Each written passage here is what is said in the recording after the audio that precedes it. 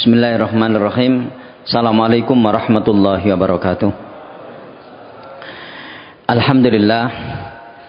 Alhamdulillahilladzi bi ni'matihi tatimmus shalihat wa bi ta'atihi tatanazzalul khairatu wal barakat wa bi fadlihi tahaqqaqul maqasid wal ghayat. Asyhadu an la ilaha illallah wahdahu la syarikalah wa asyhadu anna Muhammadan abduhu wa rasuluhu la nabiyya ba'dah. Allahumma salli wa sallim wa barik ala Muhammad wa ala alihi wa sahabatihi wa man da'a bida'watihi wa ihtada bihadihi ila yaumiddin. Para bapak, ibu dan saudara-saudara sekalian, wa bil khusus seluruh jajaran takmir dan pengurus Yayasan Masjid Namira yang kebetulan hadir pada kesempatan ini.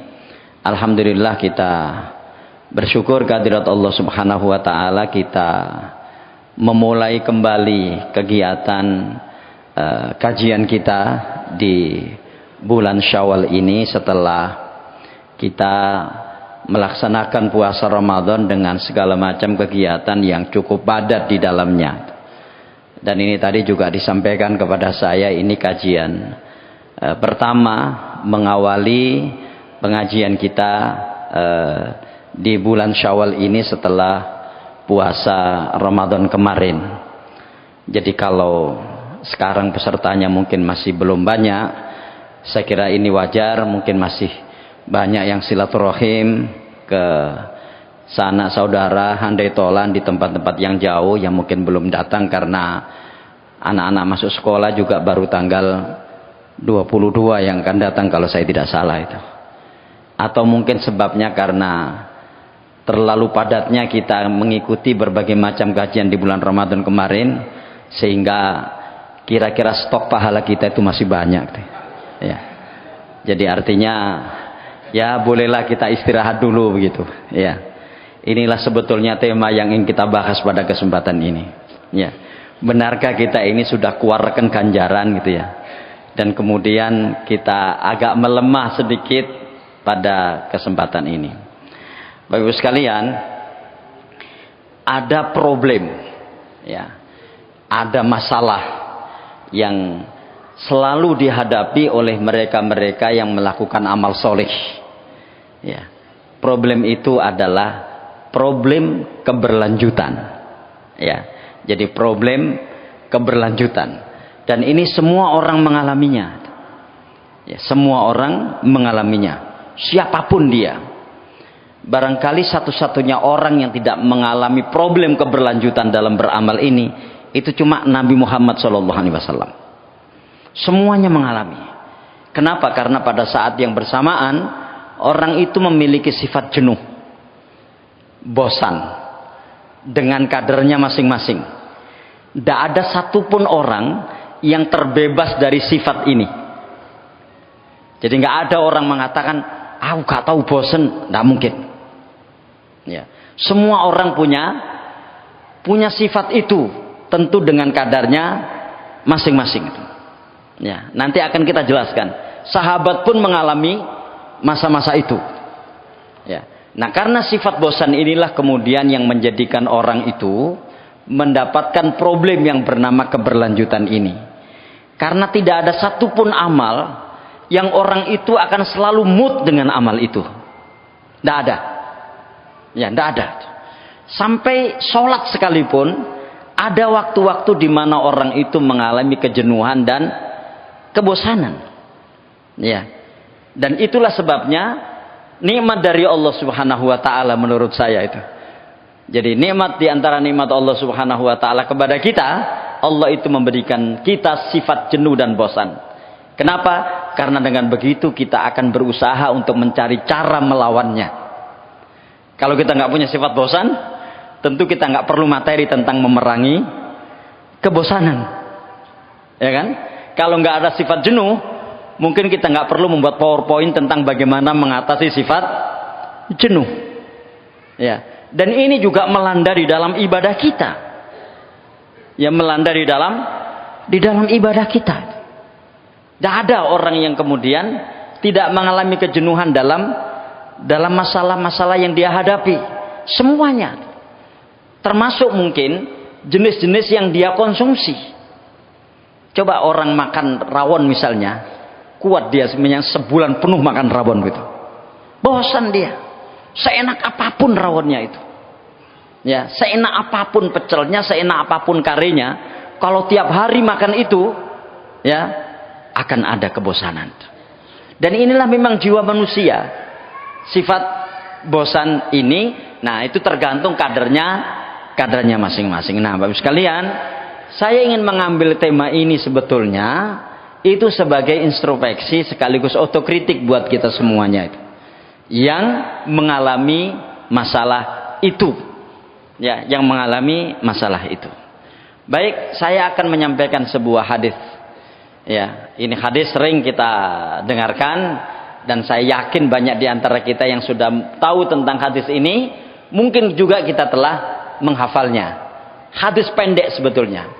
Dan hadis ini yang saya jadikan tema ketika saya khutbah di Jumat kemarin. Jumat pertama di bulan Syawal, saya khutbah dengan tema hadis ini. Meskipun hadis ini sudah sering kita dengarkan. Di mana hadis ini diriwayatkan oleh Imam Muslim dari seorang sahabat yang bernama Sufyan bin Abdullah As-Saqafi, ya. Beliau bertanya kepada Rasulullah SAW, "Ya Rasulullah, wahai Rasulullah, qulli fil islami qawlan la as'alu anhu ahadan ghairaka." Wahai Rasulullah, katakan kepadaku tentang Islam, di mana dengan perkataan itu aku tidak perlu lagi bertanya kepada orang lain. Kira-kira seperti itu. Atau mungkin dengan barangkali bahasa yang lain, wahai Rasulullah, definisikan kepadaku tentang Islam, di mana dengan definisi itu aku tidak perlu lagi bertanya kepada orang lain. Sekalian, sebetulnya pertanyaan yang sama itu sempat diajukan oleh malaikat Jibril kepada Rasulullah SAW, meskipun dengan kalimat yang lebih pendek. Ya Muhammad, mal Islam. Masih ingat kita kan hadis panjang itu tentang iman, Islam dan ihsan, ya kan? Tentang iman, Islam dan ihsan. Itu kan malaikat Jibril bertanya pada Rasulullah, ya Muhammad, mal Islam. Muhammad, Islam itu apa? Rasulullah menjawab, Islam itu adalah syahadat, salat, puasa, zakat, dan haji. Ya kan? Tapi kenapa ketika beliau ditanya oleh seorang sahabat dengan pertanyaan yang hampir sama, jawabannya seperti ini? Ya kan? Jawabannya seperti ini. Maka kalau boleh saya katakan, pertanyaan yang diajukan malaikat Jibril itu butuh jawaban konsepsional. Sementara pertanyaan yang diajukan oleh sahabat ini itu butuh jawaban operasional. Ya, butuh jawaban operasional. Dan barangkali sebelum kita lanjutkan Ibu sekalian, memang akhirnya kita jadi tahu betapa ya orang itu akan dengan masalahnya sendiri-sendiri. Tentang persoalan keberlanjutan itu ya, akan dengan lingkungannya sendiri-sendiri, akan dengan temannya sendiri-sendiri, akan dengan persoalannya masing-masing. Inilah nanti yang akan menentukan keberlanjutan dia beramal itu seperti apa. Di bulan Ramadan kemarin semuanya itu terkondisi positif, lingkungan positif, teman juga positif, ya kan? Orang-orang yang ada di sekitarnya juga positif. Bahkan situasi dan kondisi yang melingkupinya hampir semuanya positif. Tidak ada yang negatif. Tidak ada di bulan Ramadan kemarin masjid yang tidak menyelenggarakan sholat tarawih. Nggak ada kan?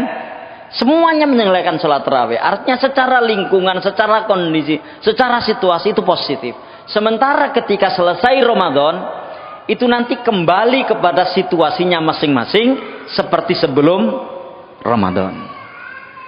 Nah, apalagi Bapak Ibu sekalian, ya dunia sekarang ini habis Ramadan ini, ya kan, itu mengalami kondisi yang tidak baik-baik saja. Sekarang di hampir belahan dunia itu terjadi bencana semuanya, ya kan, terjadi bencana. Ini saja baru saja dari saya baca ya, di Thailand itu ada festival Songkran. Saya juga nggak tahu festival itu kayak apa. Mungkin kayak Halloween di Korsel beberapa waktu yang lalu gitu ya. 287 orang yang meninggal karena festival itu. Entah atau berdesakan atau apa dan seterusnya. Dubai, ya, nggak ada ceritanya Dubai itu banjir. Nggak ada ceritanya. Wong mereka itu sampai membuat hujan buatan supaya ada hujan, ya kan? Tapi kemarin dilanda banjir bandang sampai ada orang yang terjebak di dalam mobil selama 13 jam. Dan sampai sekarang korbannya masih simpang siur. Ada yang mengatakan 20 orang meninggal dan seterusnya, tapi sektor real semuanya mati di sana. Nggak ada yang bisa bergerak. Bandara terbesar di dunia di Dubai ditutup. Ya, kenapa? Karena bandara tergenang air sampai selutut. Ini kan nggak masuk akal. Dan Timur Tengah pada umumnya seperti itu. Ada Oman, ya, negara kecil yang ada di Timur Tengah, itu juga kena itu. Di negara kita ada dua sekarang bencana ini yang cukup menyita perhatian. Pertama adalah erupsinya, dulu meletusnya Gunung Ruang yang ada di Sulawesi Utara. Ya, sampai bandara Sabah dan Kucing. Ya, bandaranya Malaysia yang menghubungkan antara dua negara bagian itu dengan Kuala Lumpur ditutup. Kenapa? Karena di sebelah timurnya itu gunung tersebut sedang erupsi itu. Bandara Samratulangi di Manado juga ditutup. Ya. Hari ini baru saja ada seorang suami istri terseret lahar dingin yang ada di Semeru. Ya. Ya Allah mentakdirkan meninggal keduanya ini. Pagi tadi saya mendapatkan WA dari teman saya yang ada di Lumajang minta doa. Karena situasi Lumajang terkait dengan masalah erupsi Semeru itu, mereka sedang tidak baik-baik saja.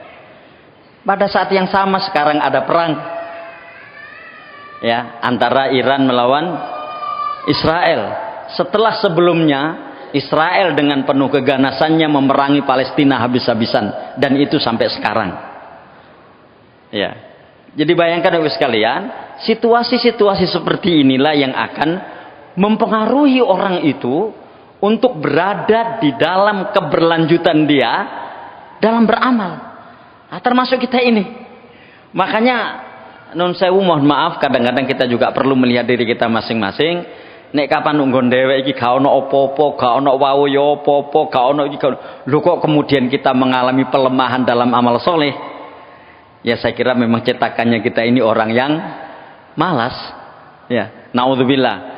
Mudah-mudahan kita tidak demikian. Nah, sahabat ini bertanya, wahai Rasulullah, ya, ceritakan kepadaku, definisikan kepadaku tentang Islam yang dengan definisi itu aku nggak perlu bertanya pada orang lain. Ya, ternyata jawaban Rasulullah itu tidak seperti jawaban beliau ketika ditanya malaikat Jibril. Ya, Islam itu apa wahai Muhammad? Waktu itu Nabi Muhammad menjawab, Islam adalah syahadat, sholat, puasa, zakat, dan haji. Yang kemudian kita menyebutnya kelima hal ini dengan rukun Islam. Ya kan? Nah, yang ini jawabannya adalah jawaban operasional. Dan jawaban itu berbunyi, Qul amantu billah tsumastaqim. Katakan, aku beriman kepada Allah, kemudian istiqomahlah. Ya.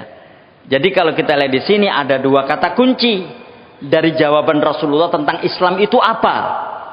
Yang pertama adalah keimanan dan yang kedua adalah istiqomah. Kalau kemudian istiqomah ini kita pecah menjadi dua hal penting, maka dua itu pertama adalah komitmen dan yang kedua adalah keberlanjutan atau keterus menerusan. Itu adalah istiqomah. Nah, dua hal ini sekalian itu harus menyatu satu dengan yang lainnya, karena memang masing-masing menjadi syarat bagi yang lainnya. Tidak ada iman tanpa istiqomah, begitu pula tidak ada istiqomah tanpa keimanan. Ya kan? Sekarang apa yang diistiqomahi seseorang kalau dia nggak punya iman? Karena istiqomah itu selalu beranjak dari keyakinan. Ya kan? Dan tidak ada gunanya keyakinan kalau di sana tidak ada aktualisasi. Ya kan? Kalau di sana tidak ada ekspresi dan aktualisasi.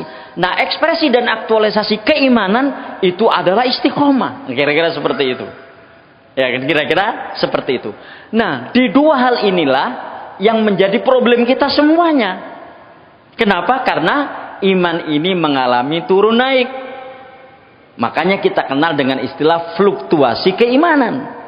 Atau dalam hadis disebut al-imanu yazidu wa yanqus. Iman itu kadang bertambah, kadang berkurang.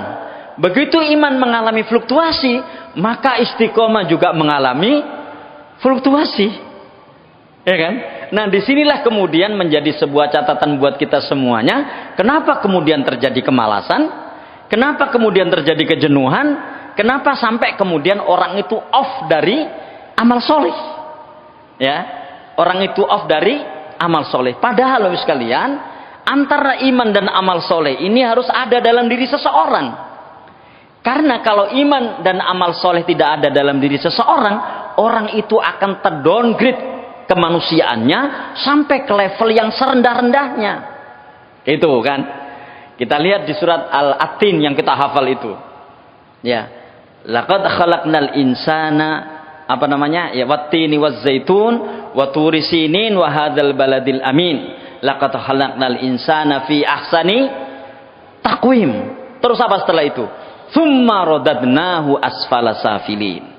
Jadi manusia yang memiliki ya kebaikan bentuk fisik, bentuk jiwa, bentuk akal pikiran, kan minimal 3 itu kan sebaik-baik bentuk yang dimiliki manusia. Fisiknya terbaik, akal pikirannya terbaik, jiwanya juga terbaik.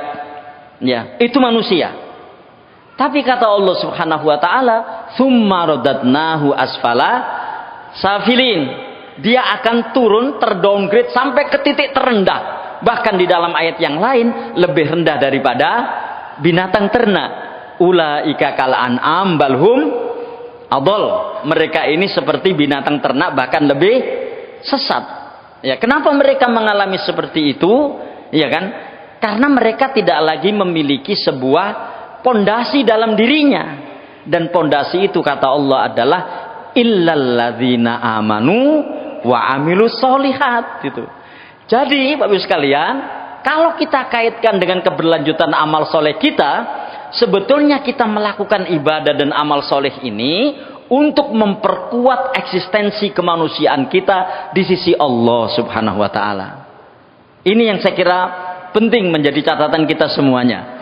Begitu orang mengalami penurunan amal solehnya, begitu orang mengalami penurunan ibadahnya, sebetulnya orang ini telah mengalami penurunan eksistensi kemanusiaannya. Kalau penurunan ini terus-menerus terjadi dalam diri seseorang, maka yang terjadi adalah tsumma radadnahu asfala safilin. Kan itu masalahnya. Nah, ini sebabnya kenapa kita mau ngaji, kenapa kita mau ikut kajian Ramadan kemarin. Hampir waktu kita selalu kita gunakan untuk beribadah kepada Allah Subhanahu wa taala. Salah satunya karena ini. Ini kemudian Rasulullah SAW menjawabnya dengan Qul amantu billah tsumastaqim. Ya, berimanlah ya. Katakan katakan aku beriman, kemudian istiqomahlah gitu. Nah, apakah orang tidak mengalami masalah dengan istiqomah ini? Semuanya mengalami masalah. Saya katakan di awal tadi, mungkin ini menurut saya, mudah-mudahan saya tidak salah, satu-satunya orang yang tidak mengalami persoalan dengan istiqomah ini cuma Rasulullah Sallallahu Alaihi Wasallam. Ini ada bukti yang jelas, bahkan tersebut di dalam hadis yang diriwayatkan Imam Muslim. Jadi hadis ini, sekalian, berawal dari dialog antara 2 orang sahabat yang pertama itu. Jadi ini ada seorang sahabat yang bernama Handhalah bin Amir. Ya. Dia datang kepada Umar. Ya. Jadi datang ke Umar bin Umar, saya ini munafik, kata dia. Saya ini munafik. Kenapa kamu begitu? Kenapa kamu bilang munafik? kalau saya bersama Rasulullah SAW, oh iman saya menyala-nyala, ya, iman saya naik, ya, kekuatan spiritual saya tinggi, ingin berbuat baik ketika bersama Rasulullah SAW. Begitu saya pulang ketemu dengan istri dan anak-anak saya, iman saya menurun, ya, kemudian terjadilah hal-hal yang tidak semestinya aku lakukan. Jadi saya ini munafik wahai Umar. Apa kata Umar? Ya, wah, apa yang kamu alami itu juga saya alami. Gini aja, kita pergi ke Abu Bakar. Ya, gambaran saya mungkin kayak begini. Saya ini kalau sedang di Masjid Namira, wah, masya Allah, enak, ngaji juga enak, gitu kan ya. Begitu saya pulang, Quran itu menjadi saya istirahatkan dengan berbagai macam problem di rumah yang banyak. Kira-kira begitu gitu ya. Nah, itu oleh Handalah dianggap munafik. Kita ini munafik wahai Umar. Ya. Akhirnya kata Umar, saya juga mengalami masalah itu. Ayo kita pergi ke Abu Bakar. Akhirnya mereka berdua ini pergi ke Abu Bakar dengan mengutarakan problem yang sama sebagaimana yang disampaikan kepada Umar, bahwa ketika bersama Rasulullah imannya naik, amal solehnya naik. Tapi begitu pulang ketemu dengan anak istrinya, imannya menurun, amal solehnya menurun. Abu Bakar ternyata menjawab dengan jawaban yang sama itu. Saya juga mengalami hal seperti itu. Kalau begitu kita datang saja pada Rasulullah SAW. Akhirnya mereka bertiga ini datang kepada Rasulullah SAW menyampaikan problem itu, dan inilah jawabannya. Inilah jawabannya. Kata Rasulullah, walladzi nafsi biyadi, ya, demi Rabb yang jiwaku berada di dalam genggaman tangannya, in law tadumuna ala ma takununa indi wa fi dzikri la safatkumul malaikatu ala furushikum wa fi turuqikum. Ya, demi Allah, ya, yang jiwaku berada di tangannya, seandainya kalian itu mau continue dalam beramal, ya, sebagaimana keadaan kalian ketika berada di sisiku, dan kalian terus menerus mengingatnya, maka niscaya para malaikat itu akan menjabat tangan kalian di jalan-jalan. Ya, artinya ini situasi lumrah sebetulnya gitu ya. Jadi kalau di masjid dia begitu sangat, ya, antusias beribadah, ya, percakapan-percakapannya juga menunjukkan bagaimana kualitas ibadahnya. Tapi begitu di rumah, dia mengalami situasi yang dialami di rumahnya itu, akhirnya terjadi penurunan dan seterusnya. Ini yang disampaikan tuh. Kata Rasulullah, seandainya kondisimu ini, saya ringkas ya, seandainya kondisimu itu ketika ketemu aku, ya, itu sama dengan kondisimu ketika ketemu anak dan istrimu, niscaya kamu akan disalami malaikat di jalan-jalan. Kira-kira begitu.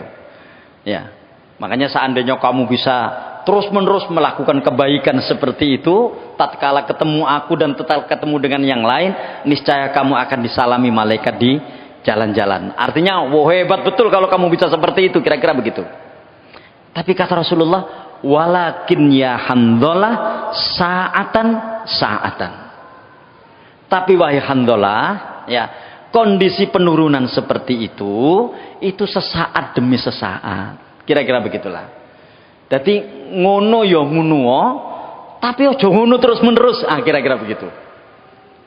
Ya, ada penurunan pasti, ada pelemahan pasti, tapi jangan terus menerus melemah, dan segeralah cari cara untuk menguatkannya. Itu. Nah, kayak habis Ramadan ini kan seperti itu kan. Kita kan sudah merasa banyak punya keutamaan di bulan Ramadan kemarin kan. Iktikaf 10 hari di Masjid Namira dengan segala macam kegiatan yang ada di dalamnya. Umpamanya dihitung ganjarannya ngono piro gitu. Apalagi yang kemudian bisa umroh misalnya. Umroh di bulan Ramadan yang begitu sangat tinggi keutamaannya, bisa iktikaf di sana, setiap hari sholat di Masjidil Haram, satu kali sholat keutamaannya sama dengan 100.000 sholat di tempat yang lain. Coba pulang itu kan, pulang ke Indonesia, ke rumahnya, sudah berapa juta pahala yang dia bawa itu kan? Ya. Nah disitulah kemudian terjadi penurunan. Itu pasti. Tapi kata Rasulullah, walakin ya Hanzalah saatan. Ya, melemah silakan melemah, turun silakan turun, tapi itu sesaat demi sesaat. Ya, jangan mengalami penurunan itu sampai seperti orang terjun bebas seperti itu gitu. Iya kan? Ini, dan saya kira ini problem kita semuanya. Sengaja materi ini saya sampaikan ketika di bulan Syawal sehabis kita Ramadan ini. Makanya di ceramah terakhir saya kalau nggak salah di masjid ini, setelah Ramadan itu, agar kita tidak langsung lupa, agar kita tidak langsung mengalami pelemahan sehabis bulan Ramadan, Allah mensyariatkan puasa. Di mana puasa itu merupakan rangkaian dari kesempurnaan puasa Ramadan kita, yaitu puasa 6 hari di bulan Syawal. Nah, itu poso kabeh lagi. Ya. Sudah puasa atau belum ini? Ini sudah hari ke berapa? Ke-10 ya. Sudah hari ke-10. Ya, memang puasa Syawal itu banyak pilihan. Silahkan berurutan mulai tanggal 2 Syawal. Ya. Silahkan. Ya. Atau mau dipisah-pisah, silahkan. Yang penting masih berada di bulan Syawal. Makanya saya mengajak diri saya sendiri dan kita semuanya, ojo sampai gak poso Syawal. Jangan sampai tidak puasa 6 hari di bulan Syawal. Nanti ada sebabnya. Ya, nanti ada sebabnya, kita lihat nanti. Artinya Bapak sekalian, persoalan istiqomah ini, persoalan keberlanjutan dan konsistensi beramal ini, itu dialami siapa saja, sampai dialami para sahabat. Sampai dialami para sahabat. Nah, termasuk yang contohnya di sini adalah Hanzalah yang menyampaikan masalah itu kepada Umar, menyampaikan masalah itu kepada Abu Bakar. Ya, dan dia menyebut kondisinya seperti itu munafik. Ya, wah saya telah munafik ini. Qad nafaqo Hanzalah. Hanzalah telah munafik. Kenapa? Di depan Nabi kelihatan bagus, tapi ketika pulang turun. Gitu. Saya yakin kita mengalami itu kan, bahkan mungkin lebih dari itu, kira-kira seperti itu, ya kan? Mengalami itu kita. Nah ini, nah sekalian, inilah yang kemudian mendorong kita semuanya untuk mencari bab yang terkait dengan judul kita ini. Makanya saya menyampaikan tentang keberlanjutan ini dalam sebuah subjudul yang saya buat di sini, tanda-tanda amal itu diterima. Ya, kira-kira tanda puasa kita kemarin diterima itu apa? Kira-kira seperti itu. Ini juga pendapat ulama, ya kan? Dan saya kira masing-masing kita akan bisa ngerayangi diri kita masing-masing terkait dengan masalah ini. Ada 4 di sini saya sebutkan. Kita bisa menambahnya, silahkan. Karena ini juga pendapat. Tapi saya sangat setuju dengan pendapat ini. Pertama, tanda amal itu diterima adalah membiasakan amalan sebelumnya. Ya, membiasakan amalan sebelumnya. Ini Ibnu Qayyim ya, di dalam bukunya Lataiful Ma'arif itu ya, Ibnu Rajab ya, dia menyampaikan masalah ini. Anna muawadatas siyami ba'da siyami Ramadan, ya, alamatun ala qabuli shaumi Ramadan. Sesungguhnya membiasakan puasa setelah puasa Ramadan adalah tanda diterimanya puasa Ramadan tersebut. Nah ini makanya saya tanya tadi gitu, wis mari poso Syawal apa durung?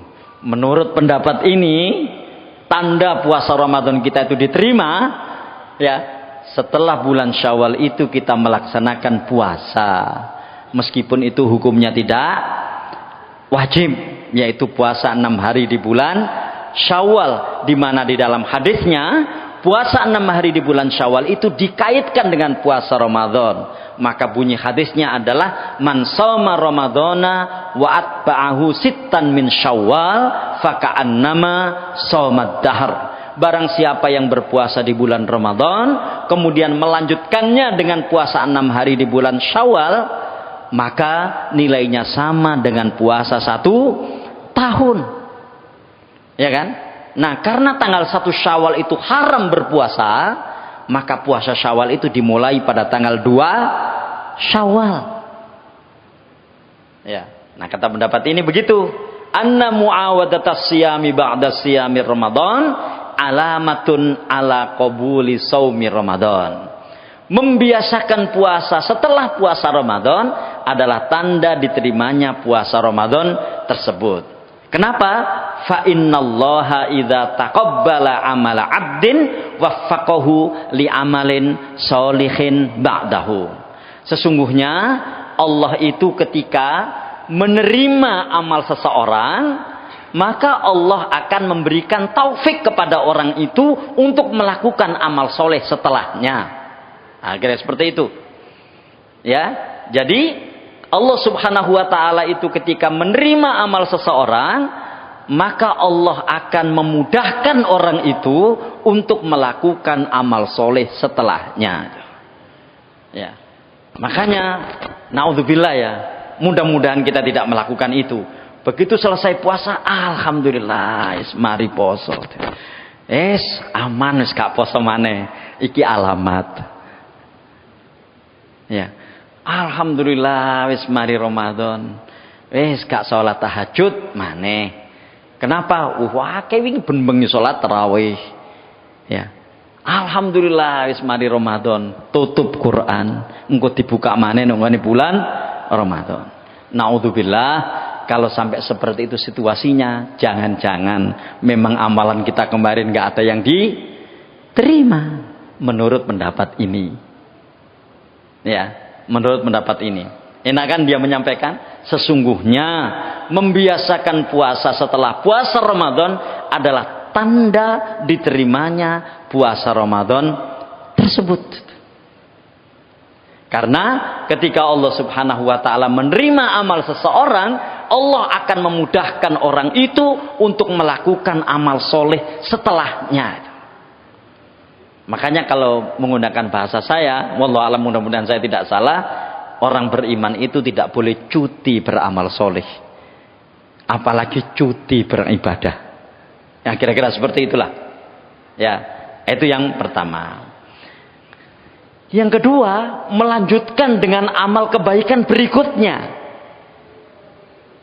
Meskipun tidak puasa, tapi ada amal ada amal soleh yang lain.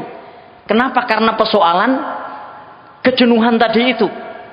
Mungkin orang jenuh dengan tilawah Quran, ya kan? Mungkin. Maka gantilah ia dengan amal kebaikan yang lain. Itu pertanda tilawahnya diterima oleh Allah Subhanahu wa taala. Begitu orang jenuh membaca Al-Quran, ya kan? Kemudian digantikan dengan melihat hal-hal yang tidak ada gunanya, atau naudzubillah min dzalik, nyetel apa-apa yang tidak ada gunanya, jangan-jangan tilawah Qur'annya itu tidak diterima. Karena di antara tanda amal itu diterima adalah melanjutkan dengan amal kebaikan berikutnya. Nah, kita lihat di sini ini. Faman amila hasanatan tsumma atba'aha ba'du bi hasanatin kana dzalika alamatun ala qabulil hasanatil ula. Maka barang siapa yang melakukan kebaikan lantas diikuti kebaikan berikutnya atau selanjutnya, maka itu tandanya amal kebaikan yang pertama itu diterima. Ya, dan Bapak sekalian, amal kebaikan itu sangat banyak dan bervariasi. Apakah itu ibadah-ibadah yang bersifat spiritual ataukah ibadah-ibadah yang bersifat sosial. Intinya, jangan terfikir orang itu selesai beramal soleh, kemudian dia beramal yang tidak soleh, kira-kira begitu. Ya, memang ini sulit. Ya, jangan sekali-kali terfikir ketika orang itu sehabis beramal soleh, kemudian melakukan amal yang tidak soleh. Sehingga pastikan deretan amal-amal yang kita lakukan itu memiliki nilai amal soleh. Dan itu banyak jumlahnya, banyak macamnya, banyak variasinya yang orang itu bisa memilihnya. Itu kira-kira. Makanya di sini katakan, maka barang siapa yang melakukan amal kebaikan, kemudian mengikutinya dengan amal kebaikan yang lain, maka pertanda amal kebaikan yang pertama itu diterima.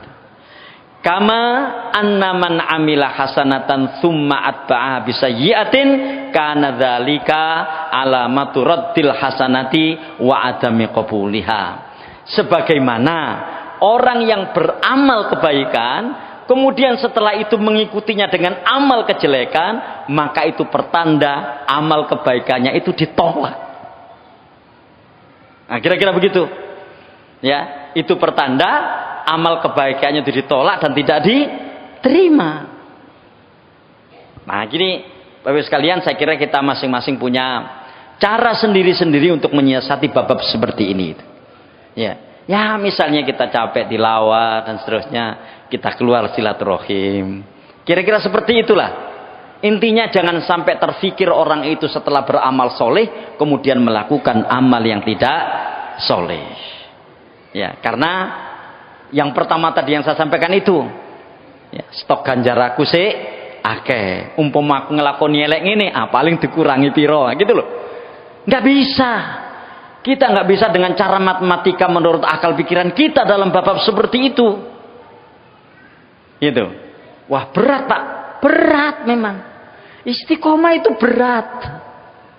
Ya, istiqomah itu berat, nggak gampang. Ya kayak tadi yang saya ceritakan tentang sahabat itu.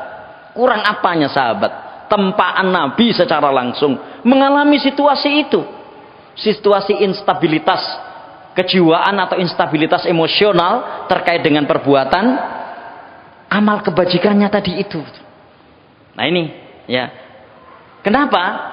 Karena persoalan kejenuhan tadi itu. Makanya saya pernah menyampaikan sebuah hadis, ini tadi lupa tidak saya tampilkan di sini. Likulli syai'in syurratun walikulli syurratin fatratun.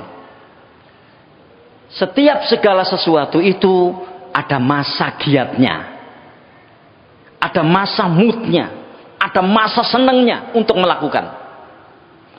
Dan setiap segala sesuatu yang ada masa senangnya itu, ya, itu ada masa malasnya.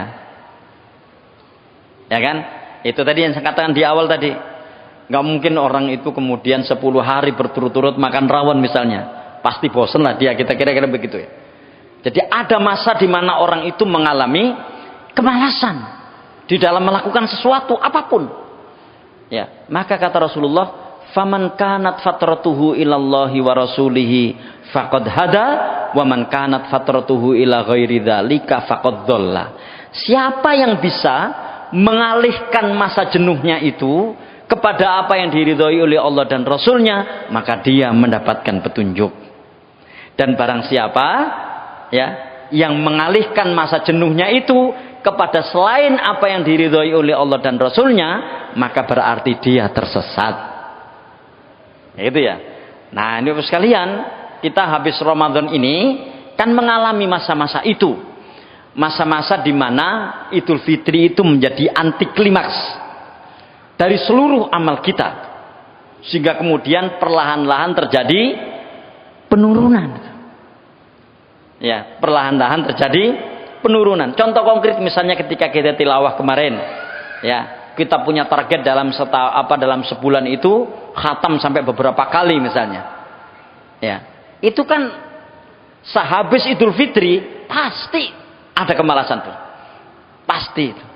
Jadi misalnya kita di bulan Ramadan kemarin sehari semalam itu 5 juz misalnya, atau bahkan ada yang sampai 10 juz misalnya, karena target kita 10 kali khatam ya kan, itu kan berarti sehari harus 10 juz gitu ya. Ayo tanggal 2 Syawal kira-kira berapa juz yang kita baca? Ya, berapa itu? Apa maneh sing tilawain ulan Ramadan niku aplosan. Jadi gak iso dihitung. Berapa tadi dia baca? Aku tak ngaji dhisik konturu kan? Kan gitu tradisi kita kan? Ya, utawa semaan lagu. Ya, kan kita nggak bisa ngitung itu. Dalam sebulan itu berapa juz yang kita baca? Ya kan? Atau berapa kali kita khatam kan nggak bisa. Sehingga khatamnya itu khatam borongan, bareng-bareng. Ya 5 orang khatam sekali misalnya, atau 2 kali atau 3 kali kan begitu. Nah, oke lah kita melakukan itu misalnya. Ya kita melakukan dengan cara seperti itu. Tanggal 2 atau 3 Syawal kita melakukan kayak gitu enggak? Enggak kan? Ini persoalan kita semuanya itu.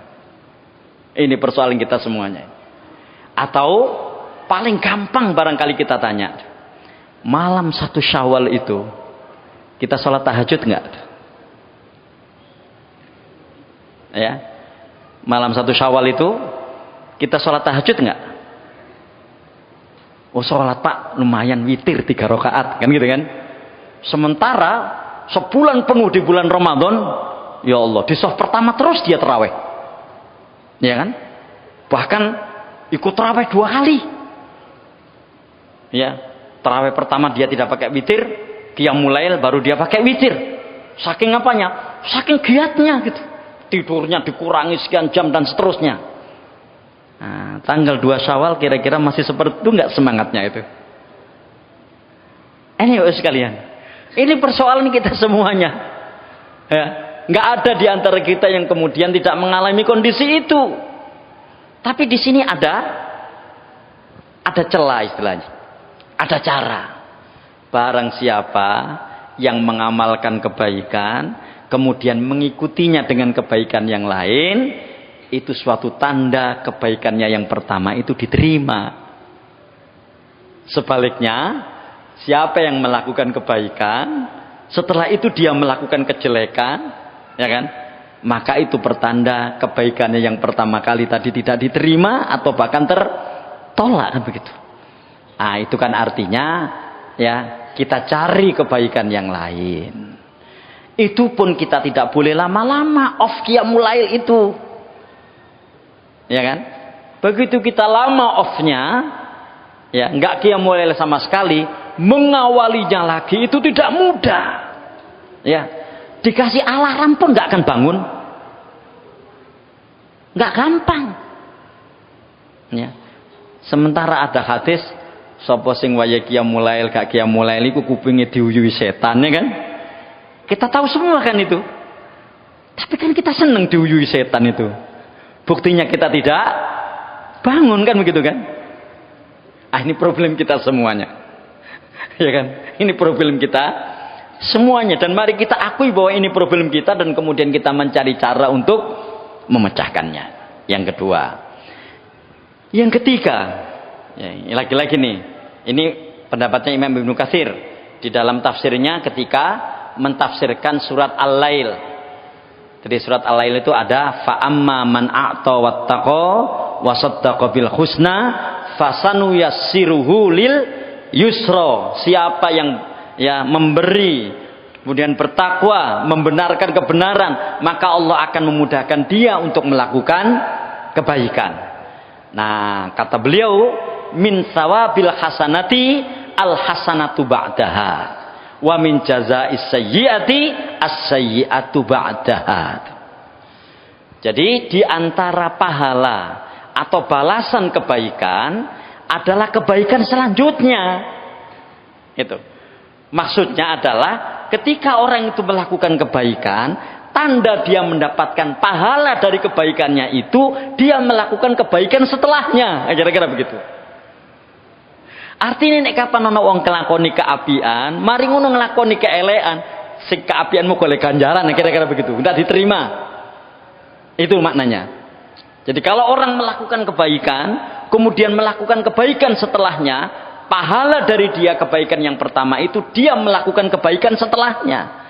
Begitu setelah selesai melakukan kebaikan, kok kemudian dia melakukan kejelekan, berarti tanda kebaikannya yang pertama itu tidak berpahala. Dipahami ya seperti ini? Ya, karena ya itulah yang terjadi situasinya. Makanya kata Ibnu Katsir ketika dia menafsirkan ayat itu, wasanu yassiruhu lil yusra, beliau mengatakan min sawabil hasanati al hasanatu ba'daha wa min jaza'is sayyiati as-sayyiatu ba'daha. Nah, sekalian, sebetulnya bab-bab seperti ini juga peringatan buat kita semuanya, termasuk buat saya sendiri. Karena nggak ada orang yang mengalami situasi yang di bulan Ramadan kemarin, ya kan? Kemudian selalu dibawa di bulan setelah Ramadan. Meskipun untuk menceramahkan itu gampang. Ya, bawalah semangat Ramadan di semua bulan yang kita lalui. Gampang kan? Tapi ngelakonane repot. Nggak gampang. Ya, kita harus menjadi Rabbani, orang yang betul-betul menghamba kepada Allah di semua bulan dan di semua tempat. Jangan kita ini menjadi Ramadhani yang hanya menghamba kepada Allah di bulan Ramadan. Gampang. Ya, membuat ceramah-ceramah seperti itu mudah. Tapi kemudian melaksanakannya, ya inilah butuh azimah, butuh tekad yang kuat dari kita sendiri.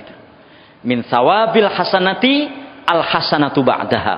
Di antara balasan kebaikan adalah kebaikan selanjutnya. Wa min jazaa'i sayyi'ati as-sayyi'atu ba'daha. Dan di antara balasan kejelekan adalah munculnya kejelekan berikutnya. Maksudnya ketika orang itu melakukan kejelekan, setelah itu kok kejelekan lagi, ya kan? Berarti memang balasan kejelekannya yang pertama itulah dia melakukan kejelekan berikutnya, sehingga mata rantai kejelekan itu tidak putus, itu maksudnya. Dan mudah-mudahan kita tidak seperti itu. Yang ketiga, yang keempat sekalian, ya, yang keempat. Jadi di dalam Al-Quran itu disebutkan ada tipologi orang-orang itu yang khawatir amalnya itu nggak diterima. Ya, yang khawatir amalnya itu tidak diterima. Nah, naudzubillah min dzalik, kita ini di mana posisi kita dalam bab ini? Atau jangan-jangan kita mesti diterima salatku iki. Apakah begitu gitu ya? Ini. Ya. Jadi di ayat yang ke-60 dari surat Al-Mu'minun, ya. Surat yang ke berapa itu? 24, ya. Di situ Allah SWT berfirman, walladzina yu'tuna ma atau, ya, maaf, surat yang ke-23 ya. Walladzina yu'tuna ma atau wa qulubuhum wajilatun annahum ila rabbihim raji'un. Dan orang-orang yang memberikan apa yang telah mereka berikan dengan hati yang takut. Artinya mereka ini beribadah tapi dengan hati yang takut. Karena mereka tahu bahwa sesungguhnya mereka akan kembali kepada Rabb mereka. Jadi ada orang yang melakukan sekian banyak amal perbuatan baik, digambarkan di sini dengan yu'tu nama atau gitu ya. Orang-orang yang memberikan apa yang telah mereka berikan tapi dengan hati yang takut, wajilatun. Ya. Takut, annahum ila rabbihim raji'un. Sesungguhnya mereka akan kembali kepada Rabb mereka. Nah, terkait dengan ini ada sebab nuzulnya itu. Aisyah bertanya pada Rasulullah SAW itu. Qalat, ya, Aisyah berkata, sa'altu Rasulullah sallallahu alaihi wasallam an hadhil ayah. Aku bertanya kepada Rasulullah SAW tentang ayat ini. Maksudnya ayat yang tadi saya baca itu, ya. Walladzina yu'tuna ma atau wa qulubuhum wajilah. Dan orang-orang yang memberikan apa saja yang mereka berikan dari perbuatan baik, sementara hati-hati mereka ini takut. Kata Aisyah, aku bertanya kepada Rasulullah tentang orang ini, ya. Ahum alladzina yashrabunal khamra wa yasriqun. Apakah mereka itu orang-orang yang suka minum khamr atau orang-orang yang suka mencuri, wahai Rasulullah? Ya, wong ngelakoni keapian kok wedi, ya gitu. Apakah mereka ini pada saat yang sama juga minum khamr atau mereka ini juga mencuri, wahai Rasulullah? Ya, wong ngelakoni keapian kok wedi, kira-kira begitu. Qala, Rasulullah bersabda, la ya bintas Siddiq. Tidak, wahai putri Abu Bakar As-Siddiq. Maksudnya Aisyah adalah putri Abu Bakar As-Siddiq. Walakinnahum, mereka ini adalah orang-orang yang yasumun. Mereka ini adalah orang-orang yang puasa, orang-orang yang sholat, wa yusallun wa yatasaddaqun, dan mereka ini adalah orang-orang yang bersedekah. Ya. Wahum yakhafuna an la yuqbala minhum. Tapi mereka ini khawatir yang mereka lakukan itu tidak diterima. Ya. Ini Bapak sekalian ya. Ya. Jadi yang dimaksud di ayat itu adalah orang-orang yang melakukan sholat, melakukan puasa, bersedekah, zakat, tapi mereka ini khawatir jangan-jangan amal yang dilakukannya itu tidak diterima. Karena dia khawatir amal-amal yang dilakukan tidak diterima, mereka bersegera untuk menjemput amal-amal kebaikan berikutnya, kira-kira seperti itu. Sehingga mereka-mereka yang tidak diterima itu kira-kira adalah mereka yang sudah yakin amalnya itu diterima. Begitu yakin amalnya diterima, lah wis cukup ganjaran si akeh. Kira-kira begitulah. Ya. Kalau seperti itu situasinya, berarti dia itu amalnya tidak diterima. Ya kan? Kok yakin deh amalnya diterima? Ya. Saya kan pernah menyampaikan, ada orang yang maca Quran gak perlu akeh-akeh. Yang penting bermutu. Nah, sing ngarani bermutu bacaan Quranmu iku sapa kan gitu kan? Siapa yang menjamin bacaan Quran Anda itu bermutu? Rasul di kalangan para sahabat Bapak sekalian, itu ada 4 orang sahabat yang direkomendasi Rasulullah bacaan Qurannya itu paling baik. Sehingga sahabat-sahabat yang lain itu disuruh untuk belajar mengambil bacaan Quran dari 4 orang sahabat ini. Mereka berempat ini adalah Abdullah bin Mas'ud, Ubay bin Ka'ab, Mu'ad bin Jabal, dan Salim Maula Hudzaifah. Ya. Rasulullah SAW menyuruh para sahabat mengambil bacaan Quran dari 4 orang ini, karena keempat orang inilah yang bacaan Qurannya itu baik. Ya. Nah, kalau Rasulullah Shallallahu Alaihi Wasallam yang memberikan rekomendasi, ya berarti pasti benar. Nah, apalagi kalau orang itu merekomendasi dirinya sendiri. Bacaan Quranku iku api, iku artine gak api. Kira-kira seperti itu. Nah, di ayat ini ya Rasulullah SAW mengatakan seperti itu, bukan? Ya, kan pertanyaan Aisyah ini kan juga tidak salah, nyambung gitu. Iki ana wong nglakoni api kok wedi. Ini ada orang melakukan kebaikan kok takut.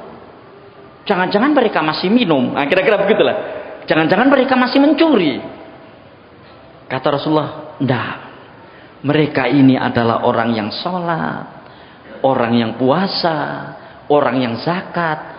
Tapi mereka ini khawatir sholat mereka, zakat mereka, dan sedekah mereka ini tidak diterima.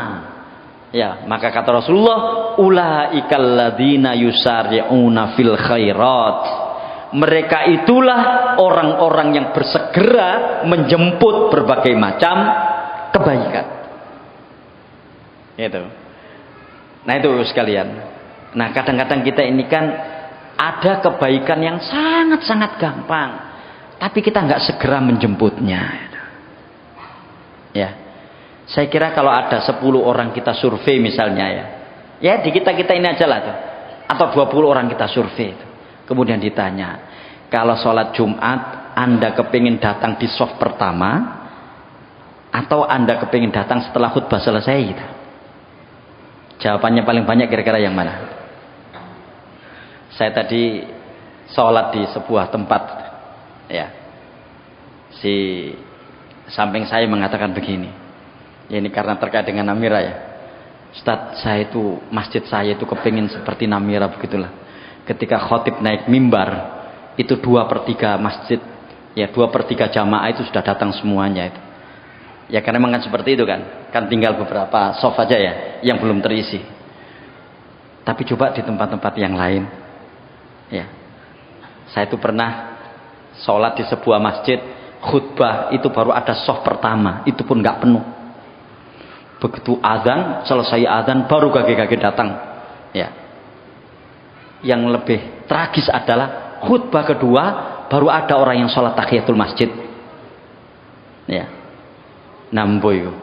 Padahal di dalam sholat Jumat itu kan nek wis imam iku naik mimbar untuk khutbah, malaikat itu gak nyekel catatan maneh. Artinya mereka-mereka yang datang gak dicatat. Karena para malaikat itu mengikuti khutbah Jumat. Ya. Nah ini Mas sekalian. Makanya kan sampai ada gambaran kan siapa yang datang pertama dapat onta, datang kedua dapat apa itu? Ayam atau kambing tuh ya. Baru kemudian ketiga dapat telur. Masih oleh unta ya kayak iso ngolah kok. Teko kari-kari lah. Kan? Ayo sekalian ya. Jadi hatta atau sampai di dalam hal-hal kebaikan yang kita itu gampang menjemputnya, enggak kita jemput. Ya. Ada hadis, innallaha wa malaikatahu yusalluna ala saffil awal. Sesungguhnya Allah dan Rasulnya itu membacakan sholawat kepada orang-orang yang berada di shaf pertama. Gampang kan datang ke shaf pertama itu, gampang sekali. Tapi ono wong rebutan ke shaf pertama, nggak ada kan? Arek cilik itu kon maju, sekolah maju kon. Kon sik durung tahu sholat sering ngaju. Aku sering sholat, kan? Ini situasi keagamaan kita masih seperti itu gitu. Ya apakah mereka salah di shaf kedua, shaf kedua? Enggak salah. Enggak ada yang salah. Tapi kadang-kadang greget kita untuk segera menjemput kebaikan itu lemah. Nah, kata Rasulullah SAW, ya, di dalam ayat ini, ciri orang yang amalnya diterima itu adalah orang-orang yang khawatir amalnya tidak diterima. Karena khawatir amalnya tidak diterima, dia segera menjemput kebaikan yang lain setelah dia melakukan kebaikan sebelumnya. Kan begitu kan? Nah, Bapak sekalian, persoalan yang terkait dengan diterimanya amal ini persoalan yang penting. Sampai-sampai Rasulullah SAW itu sehabis sholat subuh, nanti tolong dicek lagi sabab urutnya hadis ini, ya kan? Saya baca sabab urutnya hadis ini. Inilah doa yang selalu dibaca Rasulullah SAW sehabis sholat subuh. Dan kita tahu sholat subuh itu kan mengawali amal perbuatan, iya kan? Jadi sehabis sholat subuh Rasul itu selalu berdoa seperti ini. Allahumma inni as'aluka ilman nafi'an wa rizqan thayyiban wa amalan mutaqabbalan. Ya Allah ya Tuhanku, aku mohon kepadamu ilmu yang bermanfaat, aku mohon kepadamu rizki yang baik, dan aku mohon kepadamu amal yang diterima.